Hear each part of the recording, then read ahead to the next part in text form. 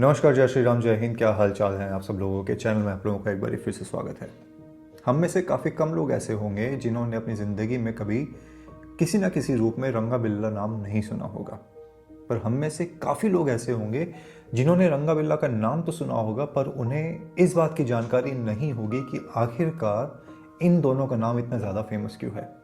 ऐसा कौन सा जघन्य अपराध इन दोनों ने किया था जिसकी वजह से हिंदुस्तान में एक आक्रोश का भाव सड़क पे उमड़ पड़ा था, और ऐसा कौन सा जघन्य अपराध इन लोगों ने किया था जिसकी वजह से 4 साल के अंदर इनके केस की सुनवाई ख़त्म हो गई थी, इनको फांसी की सज़ा दे दी गई थी, सारी अपील्स एग्जॉस्ट हो गई थी और इनको इवेंचुअली 4 साल के भीतर फांसी के फंदे पर लटका दिया गया था। ये वो अपराध था जिसकी वजह से ना सिर्फ इन्हें फांसी मिली, बल्कि इनकी फांसी के बाद इनके घर वालों ने इनकी लाश तक को लेने से मना कर दिया था। इस वीडियो में मैं आप लोगों को रंगा बिल्ला की सारी कारस्तानियाँ बताऊंगा और ये भी बताऊंगा कि किस तरीके से इन्होंने एक ऐसे अपराध को एग्जीक्यूट किया जिसके बारे में सुन के आपकी आत्मा कांप जाएगी। This video is all about the dark secrets of the रंगा बिल्ला केस।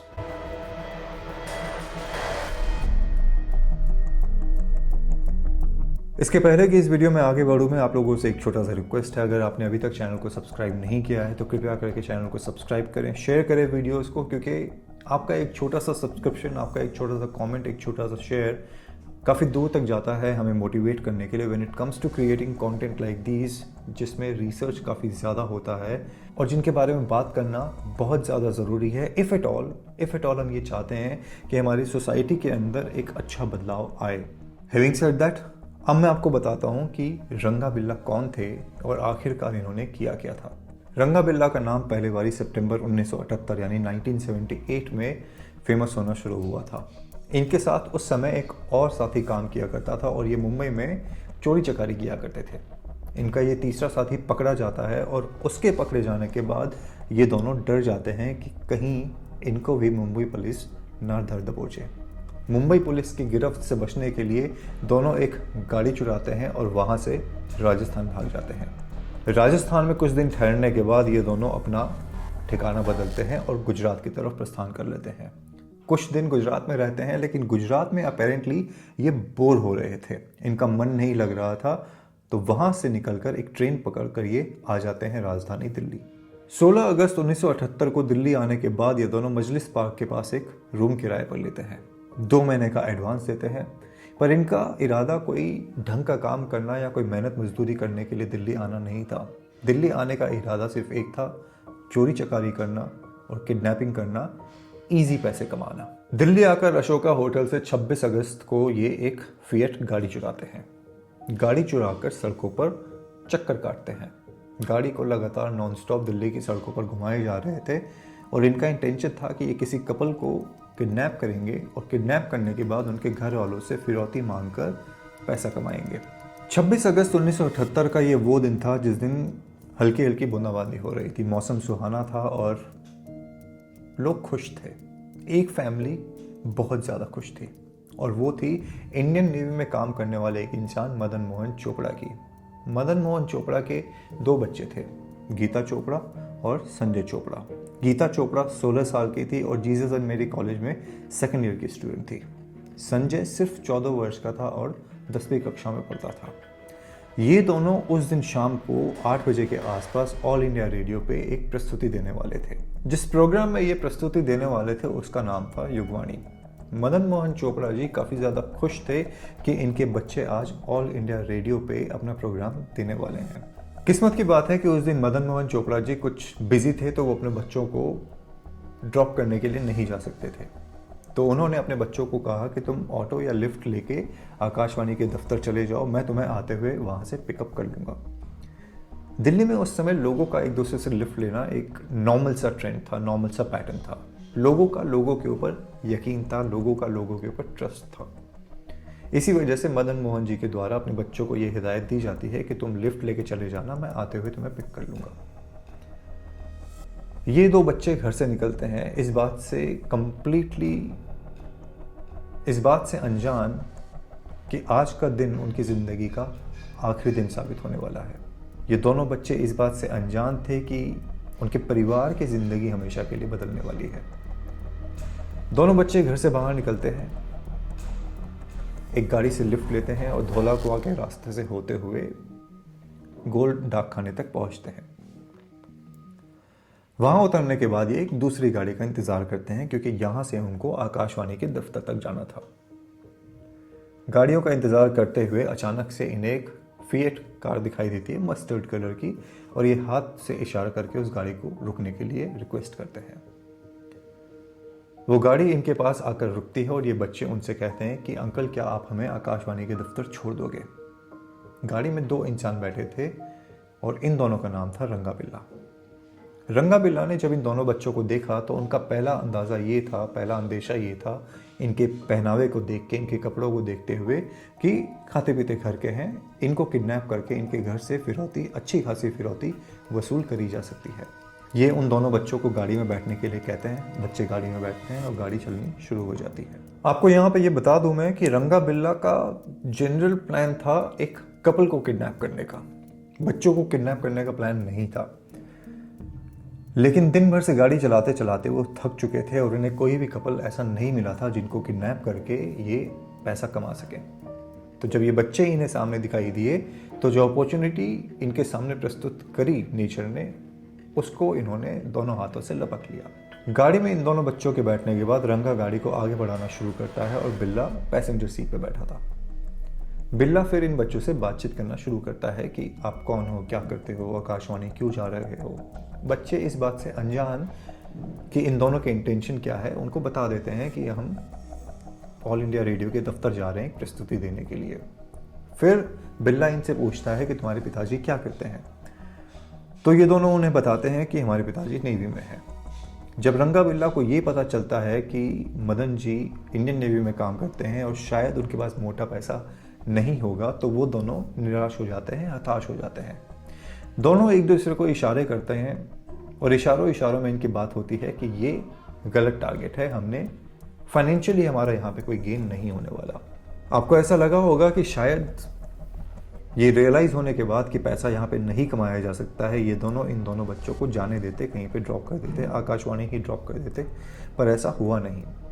रंगा और बिल्ला के दिमाग में एक दूसरी ही प्लानिंग चल रही थी।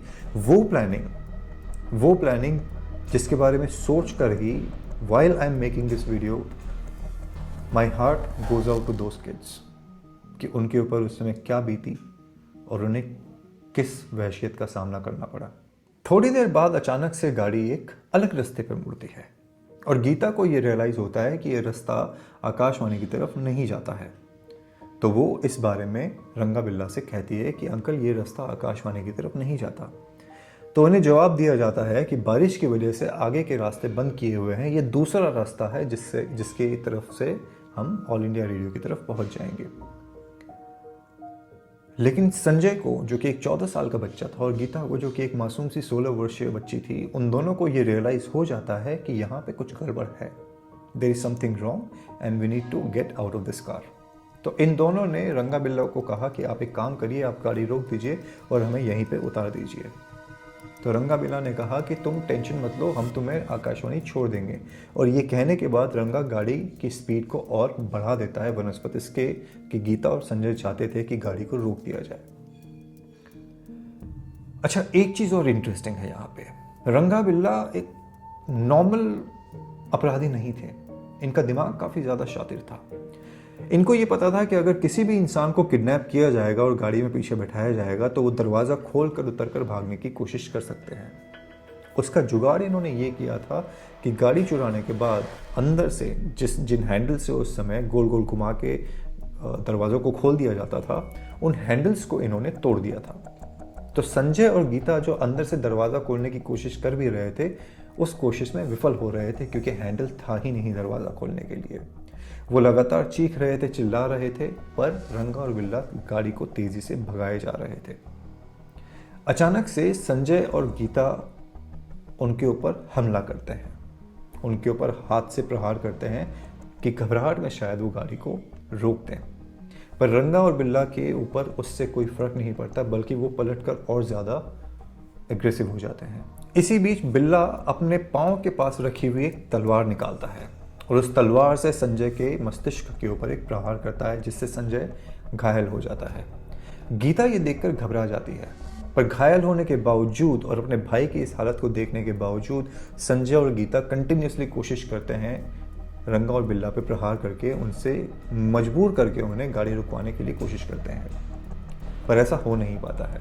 अचानक से इस गाड़ी पे नज़र पड़ती है एक इंसान की जिसका नाम था भगवान दास। भगवान दास जी स्कूटर से उस समय कहीं जा रहे थे और उनकी नज़र इस गाड़ी पर पड़ती है जहाँ पर 2 इंसान गाड़ी में आगे बैठे हैं और पीछे 2 बच्चे हैं जो चीख रहे हैं, चिल्ला रहे हैं, मदद की पुकार कर रहे हैं।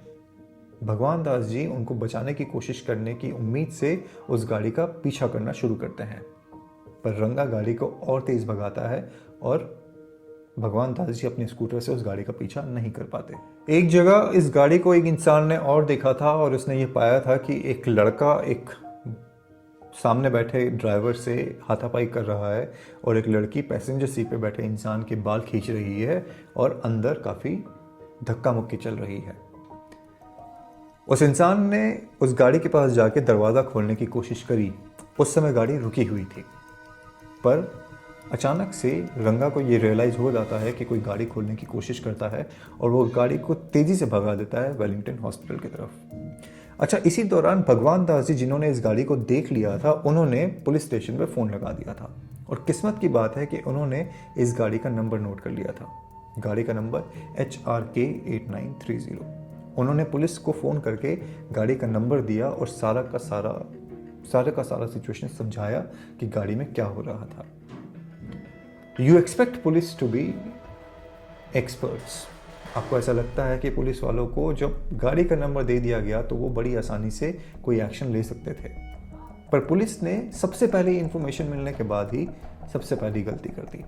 HRK 8930 नंबर बताया गया था, पर पुलिस ने नंबर नोट किया MRK 8930 और इस वजह से उस गाड़ी को वो ढूंढ ही नहीं पाए। गाड़ी का गलत नंबर होने की वजह से पुलिस कुछ भी नहीं कर पाती है।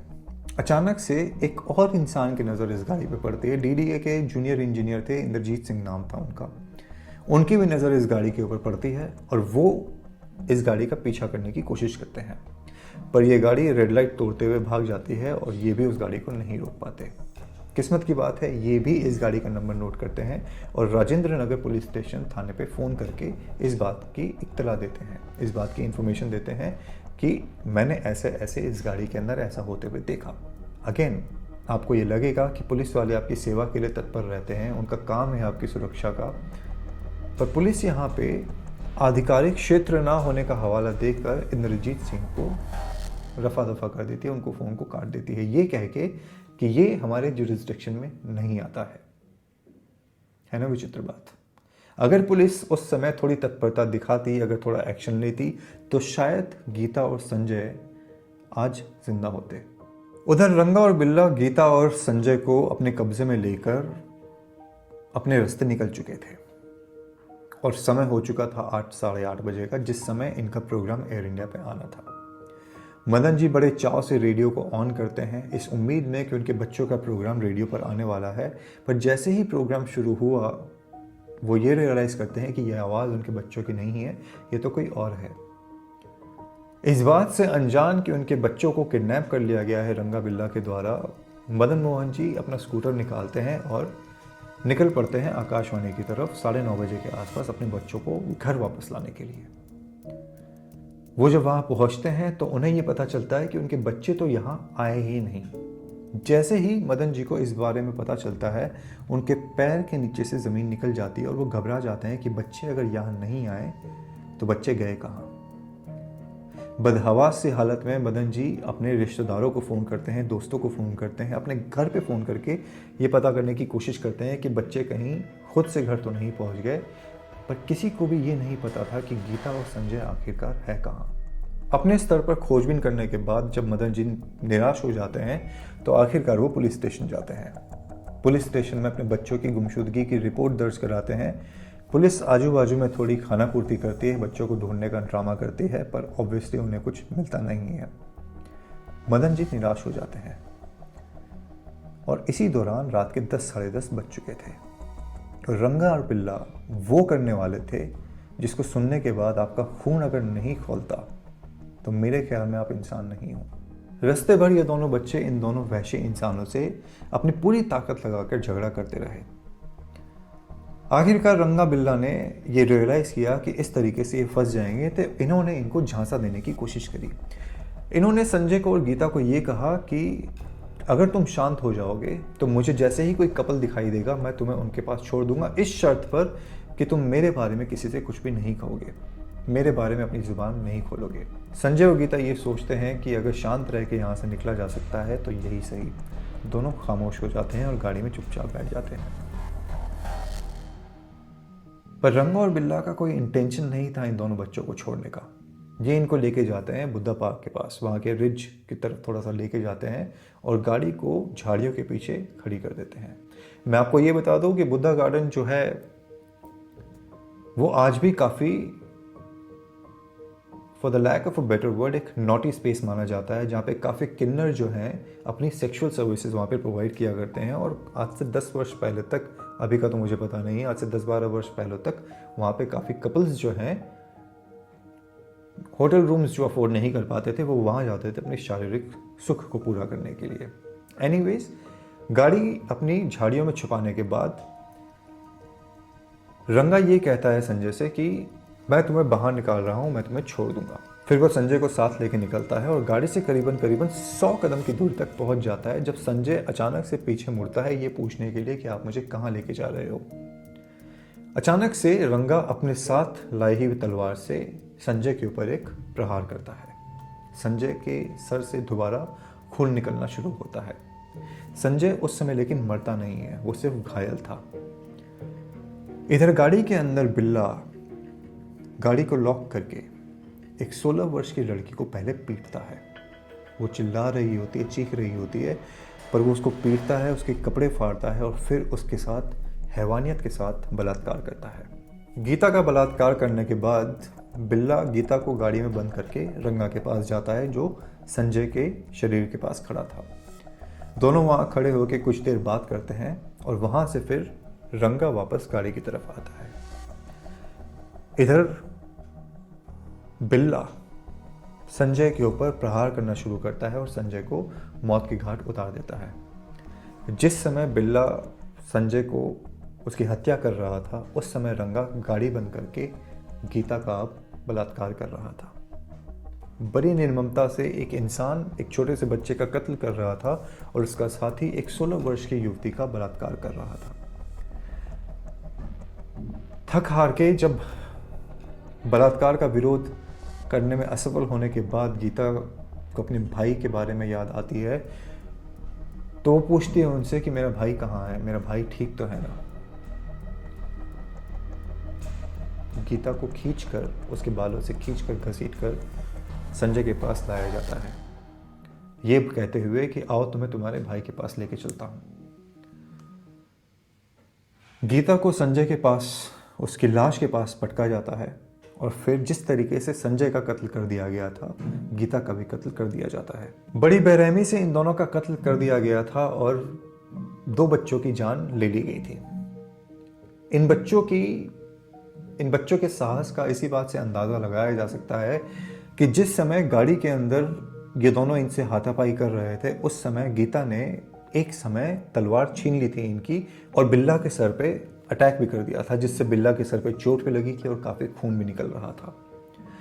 इन दोनों का कत्ल करने के बाद रंगा और बिल्ला इनकी लाश को थोड़ा घसीट कर और लेके जाते हैं और झाड़ियों के बीच में छुपा देते हैं। अब प्रॉब्लम ये थी कि बिल्ला के सर से खून बहुत ज़्यादा निकल रहा था, तो ये दोनों के दोनों जाते हैं वेलिंगटन हॉस्पिटल अपना इलाज करवाने के लिए। अपना नाम गलत बताते हैं, अपना पता गलत बताते हैं और वहाँ पे अपना इलाज करवाते हैं। डॉक्टर्स जब ये देखते हैं कि चोट गहरी है तो इनका एक्सरे वगैरह भी किया जाता है, टाँके लगाए जाते हैं और चूंकि एक अघोषित इंसिडेंट था ये, पुलिस को इन्फॉर्मेशन दी जाती है। पुलिस आती है और पुलिस इनसे इंक्वायर करती है कि आपको ये चोट कहाँ से लगी। रंगा और बिल्ला इस बात से परेशान थे कि कहीं हम पकड़े ना जाएं, तो इन्होंने एक मनगढ़ंत कहानी बनाई। इन्होंने ये कहा कि हम बंगला साहिब की तरफ से आ रहे थे और काली मंदिर मार्ग के पास कुछ लोगों ने हम पर हमला कर दिया, हमारी घड़ी छीन ली, हमारा पैसा छीन लिया और एक लोहे की रॉड से हमारे ऊपर हमला भी किया और इसी वजह से हमें चोट लग गई और हम ये इलाज करवाने के लिए यहाँ पर आए हैं। वहाँ पर उपस्थित पुलिस वाले काली मंदिर मार्ग के पास स्थित थाने पर इत्तला करते हैं और इन दोनों को कहते हैं कि आप वहाँ चलो, हमें दिखाओ वो लोकेशन जहाँ पे ये हुआ था। हालांकि ये दोनों नानुकुर करते हैं, पर पुलिस वाले इन्हें वहाँ लेके जाते हैं। वहाँ जाने के बाद उस जगह पर पुलिस जब छानबीन करती है तो उन्हें ऐसी कोई चीज़ नज़र नहीं आती जो ये कहती हो, ये चीख चीख कर कहती हो या ये दबी आवाज़ में भी कहती हो कि यहाँ पर किसी के साथ हाथापाई करी गई थी, किसी के ऊपर हमला किया गया था, चोरी चपाटी करी गई थी। पुलिस को ऐसा कोई शक नहीं होता है। रात के 11, सवा 11, साढ़े 11 बजे के आसपास का समय हो चुका था। ये दोनों वहां से जल्दी निकलना चाहते थे, पर इनको वापस से हॉस्पिटल लाया जाता है। पौने 12 बजे के आसपास ये दोनों चालाकी से वहां से निकलने की कोशिश करते हैं हॉस्पिटल से। तो पुलिस वाले इन्हें कहते हैं कि आपको आज रात यहीं रहना होगा, आपके सर पे काफ़ी चोट है, पर ये बहाना करते हैं कि नहीं हमें जाना है। तो पुलिस वाले इन्हें जाने देते हैं, ये कहकर कि आपको अगले दिन पुलिस स्टेशन आना होगा ताकि हम आगे की कार्रवाई कर सकें। ये दोनों कहते हैं पुलिस वालों को कि हम अगले दिन आ जाएंगे और वहाँ से निकल पड़ते हैं। दोनों के दोनों अपने मजलिस पार्क के पास जो इनका घर था वहाँ जाते हैं, कुछ सामान उठाते हैं और वहाँ से निकल पड़ते हैं। वहाँ से निकलने के बाद पहले ये जाते हैं मुंबई, और मुंबई में 1-2 दिन बिताने के बाद ये चले जाते हैं आगरा और वहाँ पे छुप जाते हैं। इधर संजय और गीता की गुमशुदगी की रिपोर्ट दर्ज किए हुए 24 घंटे से ज़्यादा हो चुके थे, पर अभी तक कोई जानकारी नहीं मिली थी। पर 28 अगस्त 1978 को सवेरे सवेरे करीबन 6 बजे के आसपास का समय था जब धनी राम नाम का एक इंसान उस एरिया की तरफ पहुंचता है अपनी गायों को चराने के लिए, जिस तरफ ये सारा का सारा कांड हुआ था। उसे ये रियलाइज़ होता है कि कुछ दूर पर झाड़ियों के बीच में कुछ कपड़े सा प्रतीत हो रहा है। ये वहाँ पहुँचता है और जैसे ही ये वहाँ पे 2 बच्चों की लाशों को देखता है, इमीडिएटली दौड़कर बाहर की तरफ आता है। बाहर आते ही इनको मिल जाते हैं कांस्टेबल रोहताश सिंह, जो कि पेट्रोलिंग कर रहे थे वहाँ पे। ये उनको बताते हैं कि अंदर इन्होंने 2 बच्चों की लाश इन्हें मिली है। यहाँ पर फोरेंसिक की टीम भी बुलाई जाती है और हर छोटा बड़ा सबूत वहाँ से इकट्ठा किया जाता है। मिट्टी के सैंपल्स लिए जाते हैं, झाड़ियों पे जो खून के निशान थे वो लिए जाते हैं और इनकी लाशों को पोस्टमार्टम के लिए भेज दिया जाता है। अब चूंकि 2 बच्चों की गुमशुदगी की रिपोर्ट दर्ज कराई गई थी, तो इनके माता पिता को, गीता और संजय के माता पिता को बुलाया जाता है लाशों की शिनाख्त करने के लिए। ये पहुँचते हैं और इस बात की पुष्टि करते हैं कि ये जो लाशें मिली हैं ये गीता और संजय की ही हैं।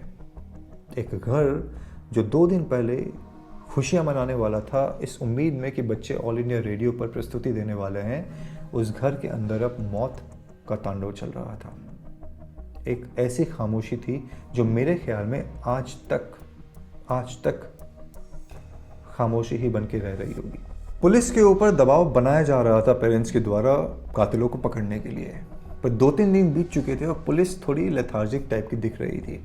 तो मदन जी परेशान होकर फाइनली मीडिया के सामने पहुंचते हैं और मीडिया को सब कुछ बताते हैं कि उनके बच्चों के साथ क्या हुआ। मीडिया में खबर आते ही पूरे भारत में उसी तरीके का आक्रोश फैल जाता है जो 2012 में निर्भया कांड के बाद हुआ। पुलिस अब ज़्यादा प्रेशर में थी, पूरा देश सड़क पे उतर चुका था और जस्टिस की डिमांड कर रहा था। जिन जिन लोगों ने रंगा बिरला को उस गाड़ी के अंदर देखा था और पुलिस को इन्फॉर्म किया था, वो सारे के सामने पुलिस के सामने आते हैं और अपने तरीके से पुलिस की मदद करते हैं रंगा और बिरला का स्केच तैयार करवाने में। रंगा और बिरला के स्केच तैयार करवाए जाते हैं और पूरे भारत में इनके पोस्टर लगवाए जाते हैं।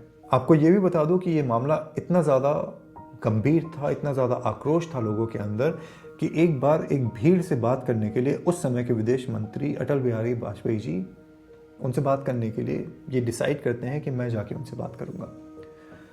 लेकिन भीड़ इतनी ज़्यादा उग्रसर थी कि उनको वहाँ से वापस आना पड़ा। पत्थरबाजी भी हुई थी थोड़ी और अटल बिहारी वाजपेयी जी को चोट भी लगी थी। इसके बाद भारत के जो प्रधानमंत्री थे मोरारजी देसाई, उनको इसमें इन्वॉल्व होना पड़ा था और उन्होंने डिसाइड किया कि वो जाकर मदन जी के परिवार से पर्सनली मिलेंगे और उनको सांत्वना देंगे और इस केस को जल्दी से जल्द सॉल्व करवाने की कोशिश करेंगे। अब चूंकि भारत का प्रधानमंत्री इस केस के अंदर इन्वॉल्व हो चुका था तो पुलिस और ज़्यादा प्रेशर में आ चुकी थी और चूंकि भारत का प्रधानमंत्री इन्वॉल्व था तो 2 आतंकी, 2 हत्यारे, 2 बलात्कारी छुपते तो कहाँ छुपते, भागते तो कहाँ भागते और गायब रहते तो कब तक गायब रहते। उनके ऊपर चारों तरफ से शिकंजा कसा जा रहा था दिल्ली पुलिस के द्वारा और दूसरे नेटवर्क्स के द्वारा जो अलग अलग क्षेत्रों की पुलिस काम कर रही थी इनको ढूंढने के लिए। पूरे भारतवर्ष की पुलिस लगी हुई थी रंगा बिल्ला को ढूंढने के लिए। जैसा कि मैंने आपको बताया था कि ये पहले मुंबई में थे, उसके बाद आगरा में छुपे हुए थे। 8 सितंबर 1978 को ये दोनों कालका मेल ट्रेन में चढ़ने की कोशिश करते हैं कि उसमें चढ़ के वहाँ से भाग जाएंगे।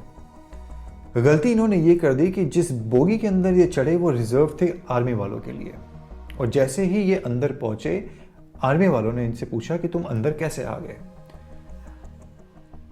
विनाश काले विपरीत बुद्धि, ये दोनों आर्मी वालों से ही झगड़ा करने लगे।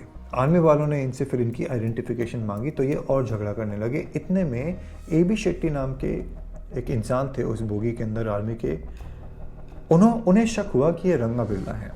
उन्होंने अखबार में इस केस को पूरी तरीके से फॉलो किया था, इनके पोस्टर्स देखे थे और उनको शक होता है कि ये दोनों वही इंसान है जिसको इस समय पूरा देश ढूंढ रहा है। शक के आधार पे इनको पकड़ा जाता है, इनको बांधा जाता है और वहाँ पे दिल्ली स्टेशन आने का इंतज़ार किया जाता है। दिल्ली स्टेशन आने के बाद इनको दिल्ली पुलिस के सुपुर्द कर दिया जाता है और इस बात की पुष्टि हो जाती है कि ये वही इंसान है रंगा और बिल्ला। रंगा और बिल्ला लेकिन इस बात से इनकार कर देते हैं कि इनका कोई भी लेना देना है किसी भी तरीके की हत्या से, किसी भी तरीके के बलात्कार से। हत्यारे मिल चुके थे लेकिन हत्यारों को सजा दिलाने के लिए सबूतों का मिलना बहुत ज्यादा जरूरी था। 9 सितंबर 1978 को जब ये गिरफ्तारी हुई थी उसके बाद पुलिस ने इनकी चेकिंग वेकिंग करी तो इनके बैग में से वो तलवार मिली जिससे संजय और गीता की हत्या करी गई थी। इनके बैग से एक कपड़ा भी मिला जिसमें कुछ खून के दाग थे जो इन दोनों ने उस दिन पहन रखे थे जिस दिन इन्होंने संजय और गीता का कत्ल किया था और गीता का बलात्कार भी किया था। सवाल यहाँ पे ये था आगे कि इनको उनकी लाशों के साथ कैसे जोड़ा जाए। सबसे पहले पुलिस इन्हें लेके जाती है वेलिंगटन हॉस्पिटल, जहाँ पे वहाँ के कर्मचारी और पुलिस वाले इस बात की पुष्टि करते हैं कि ये वही दोनों हैं जो उस दिन रात को इलाज करवाने के लिए आए थे। एक्सरे प्लेट्स के ऊपर इन दोनों के फिंगरप्रिंट्स मिल गए थे। है ना आश्चर्यजनक बात, एक्सरे प्लेट्स के ऊपर।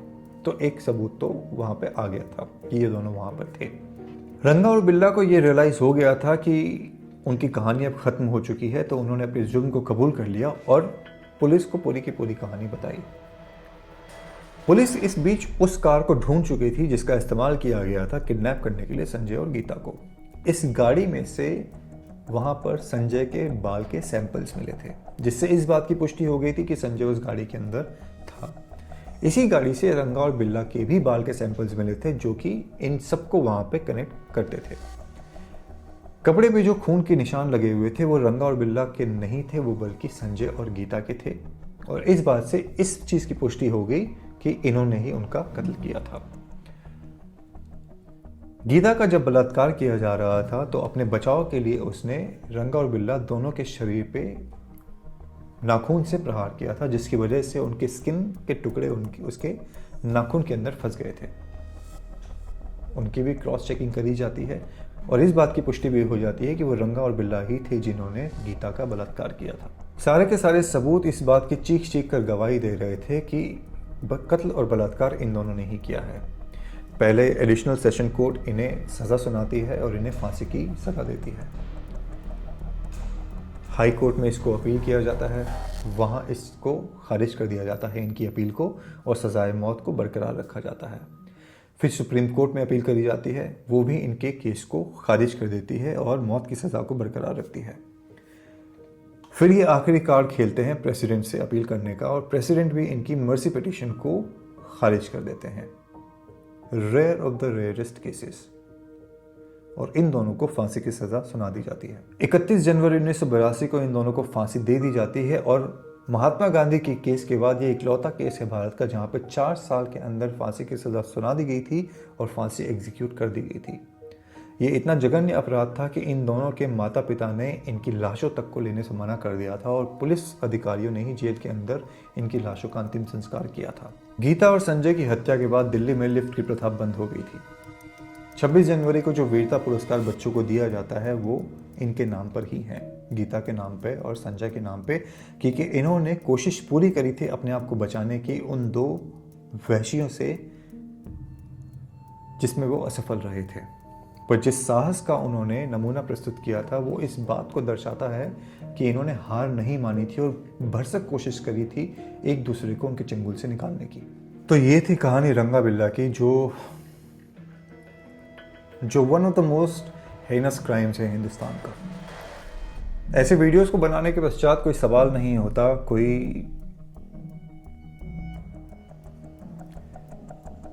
कोई सवाल नहीं होता।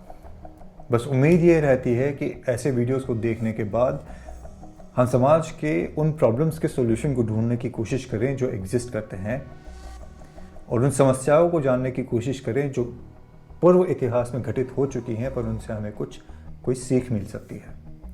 अगर आपको हमारा प्रयास सही लगा हो तो चैनल को सब्सक्राइब करें, सपोर्ट करें। पेड मेंबर बन के चैनल को फाइनेंशियली सपोर्ट कर सकते हो। डिस्क्रिप्शन बॉक्स में लिंक दिया हुआ है, सोशल मीडिया के लिंक्स दिए हुए हैं। एक नया चैनल शुरू किया है जिसका नाम है विवाद हो जाएगा, जो स्क्रीन पे आपको इस समय दिख रहा है। आप उस पर सपोर्ट कर सकते हैं। उस चैनल के ऊपर सोशो पॉलिटिकल स्टफ़ और हिस्टोरिकल स्टफ़ ज़्यादा रहेगा। लाइव सेशंस हुआ करेंगे रिकॉर्डेड वीडियोस की बजाय। तो जितना प्यार आप यहाँ पे थोड़ा बहुत दिखा रहे हो, वहाँ पर भी दिखाने की चेष्टा करें। आपके साथ और आपके प्रोत्साहन की उम्मीद करते हुए इस वीडियो को यहीं पे समाप्त करता हूँ। आज समय देने के लिए धन्यवाद। जय श्री राम, हर हर महादेव।